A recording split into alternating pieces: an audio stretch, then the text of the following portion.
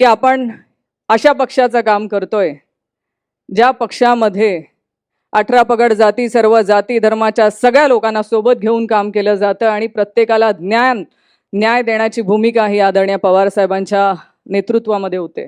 मी आदरणीय पवार साहेबांचे मनापासून आभार व्यक्त करेल की साहेब, आपल्या माध्यमातनं आपण आमच्यासारख्या महिलांना तर न्याय दिलाच, पण तळागाळापर्यंत प्रत्येक समाजाच्या शोषितांना, वंचितांना न्याय देण्याचं काम आपल्या पक्षाच्या माध्यमातून आपण केलं. 27 वर्षाचा काळ, अनेक घटनांनी, अनेक गोष्टींनी आपण याचा उल्लेख करू शकतो. अनेक चढ उतार आपल्या पक्षाने बघितले, सत्ता बघितली, विरोधी पक्षात राहून देखील आपण आपल्या पक्षाचा काम करत आलोय. आणि ज्या तऱ्हेने संत तुकाराम महाराज म्हणतात,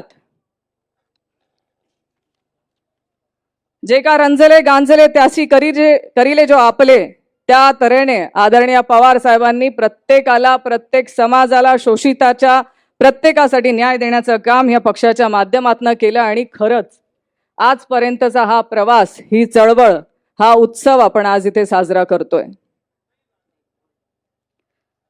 मला अभिमान वाटतो की अशा पक्षाची महिला प्रदेशाध्यक्ष म्हणून मला काम करायला संधी मिळाली की ज्या पक्षाने माता भगिनींना फक्त मतदार म्हणून नाही तर सत्तेमध्ये सहभागी करून घेऊन त्यांना सत्तेचा वाटा त्यांना मिळाला. आणि ज्या पक्षाने सत्तेचा वाटाही मिळवून दिला आणि स्वतःच्या पायावर उभं राहण्याचं व्यासपीठ उपलब्ध करून दिलं, त्या आदरणीय पवार साहेबांच्या पक्षामध्ये आम्ही काम करतो. आज अनेक वल्गना महिलांसाठी होत आहेत, अनेक घोषणा केल्या जातात, अनेक वेळा अनेक नेते म्हणतात आम्ही महिलांसाठी काम करतोय. आदरणीय पवार साहेबांनी फक्त घोषणा केल्या नाहीत तर काम करून दाखवलं. आज आम्ही माता भगिनींची जी महिला आघाडी काम करते आहे, या महिला आघाडीची स्थापना करणारा आपला पक्ष हा सगळ्यात पहिला पक्ष आहे की एक वेगळं महिला विंग आपण स्थापन करून आज आमच्यासारख्या महिलांना नेतृत्वाची संधी दिली.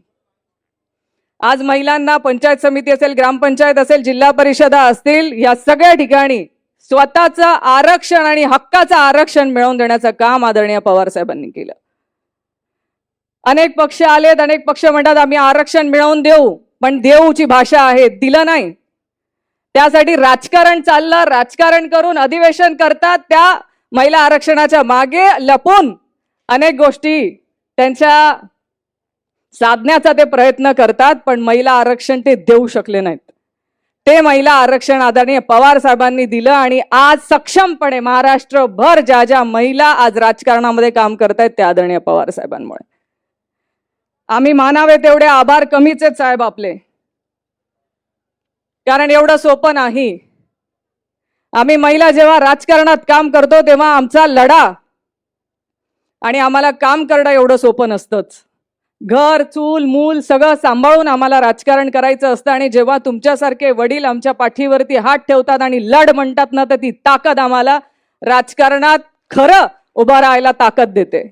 आणि आम्हाला अभिमान आहे, म्हणून म्हटले की मला अशा पक्षाचा महिला प्रदेशाध्यक्ष म्हणून काम करायची संधी मिळाल्याचा अभिमान आहे.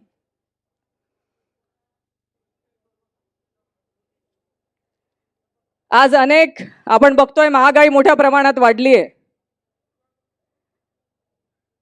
तुम्ही सगळ्यांनी अनुभवलं असेल की 2014च्या निवडणुकीच्या आधी, म्हणजे मी तिकडे होते, त्या पक्षात होते, त्या पक्षात मी जवळून अनुभवलंय की एक मावशी यायची आणि ती मीडिया समोर येऊन म्हणायची महागाई वाढली आहे, महागाई कमी करा.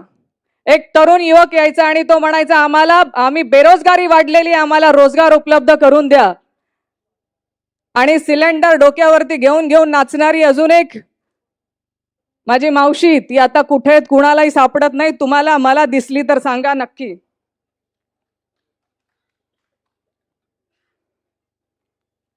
पण त्यांना मी शोधते, तुम्ही शोधा. महागाई ही मोठ्या प्रमाणात वाढलेली आहे. आज आपण सगळ्या माता भगिनींना त्याचा झळ प्रत्येकाला सोसावी लागते.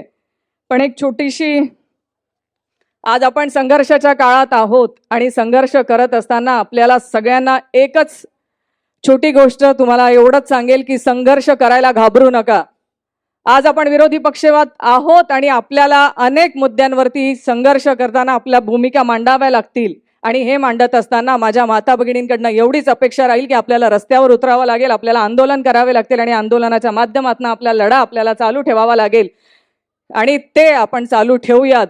कारण विरोधी पक्षामध्ये असताना ज्यांनी ज्यांनी लढा उभा केलाय त्या लढा उभा करणाऱ्याला आपल्याला आपल्यावरती दबाव तंत्र आणले जातील, वेगवेगळ्या माध्यमातून आपल्यावरती प्रेशर केलं जाईल, पण आपण न घाबरता आपला लढा चालू ठेवावा एवढी माझी आपल्याला या माध्यमातून विनंती आहे. एक छोटीशी कालची घटना मी आपल्याला इथे सांगेल आणि मग मी माझं लांबलेलं भाषण थांबवेल. की एक उदाहरण तुम्हाला देते की आज पुण्यामध्ये छत्रपती संभाजी महाराजांचा समाधीस्थळ असलेल्या तुळापूरमध्ये एका पार्टीवरती रेड होते आणि त्या पार्टीवरती रेड झालेल्या 178 लोकांना तिथे पकडले जातात आणि त्या 178 लोकांपैकी फक्त 78 लोकांवरती कारवाई होते, 29 लोकांची टेस्ट होते आणि बाकी सगळ्यांना मोकळं सोडलं जातं. हा सत्तेचा कसा दुरुपयोग आहे हे सांगण्यासाठी मी फक्त इथे सांगते हा विषय. कारण जेव्हा 4 महिन्याआधी असाच विषय माझ्या घरामध्ये झाला होता तर 4 ते 5 लोक असताना ती रेव पार्टी होती आणि काल जिथे 178 लोकांवरती कारवाई झाली ती हाऊस पार्टी होती. एवढ्यासाठीच उदाहरण देते की जर तुम्ही विरोधी पक्षात असाल तर तुम्हाला अनेक कारवायांना सामोरे जावं लागणार आहे, तुमच्या घरापर्यंत चौकशा जाणार आहेत, पण फक्त त्या चौकशांना घाबरू नका, सत्याची बाजू सोडू नका. तुम्ही लढतायत हा सत्याचा विचारांची लढाई आणि ती विचारांची लढाई आपल्याला पुढे न्यायची आहे. अनेक दबाव तंत्र तुमच्यापर्यंत येतील, त्या दबावाला घाबरू नका. कारण जिथे सत्तेचं पाठबळ असतं तिथे 178 लोकांना मोकळं सोडलं जातं, त्यांच्यावर कारवाई होत नाही, पण जिथे 4 ते 5 लोक असतात त्यांच्यावरही विरोधी पक्षातले म्हणून कारवाई केली जाते.